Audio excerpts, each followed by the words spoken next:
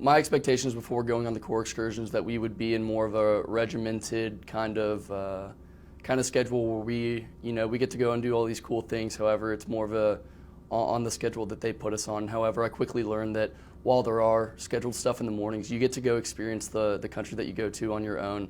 And I think that largely impacted the what I learned from the excursion. You can learn stuff from when you actually go and go on the tours and go to the museums and go to the embassies that they put you on. But you also learn a lot about the country and the culture when you're not with everyone else on the excursion. And I think that was my favorite part, was getting to go experience the culture with a smaller group, not wearing a maroon polo, but doing so and soaking it in, I guess.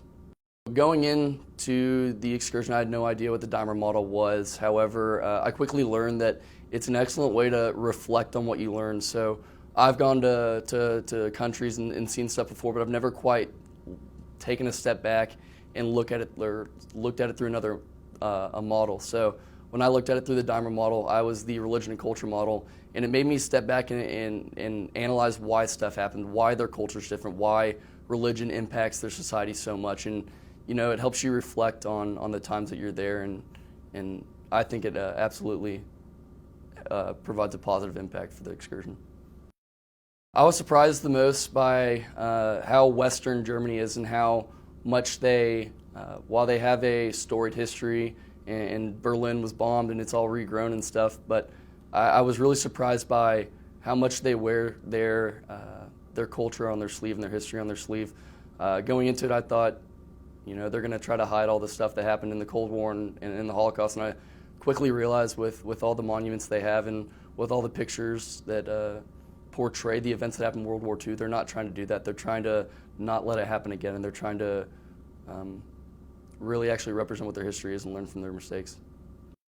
So going on the excursion, it really changed my view on how global our world is and how much what we're doing here in the United States military and the United States in general with our economy impacts the rest of the world. You go to these embassies and you see the impact that our military alone and our military contractors are. I'm in the Air Force, how much our aircrafts and what we're building here affects them with the contracting and the development of their military. So the world's extremely interconnected, and I think I didn't necessarily realize that until I went there. While I do read, while I try to keep up to date with the news, I didn't think, it didn't quite pop up to me until I was there and was listening to the officers from the respective countries talk about the impact that the United States military has on them.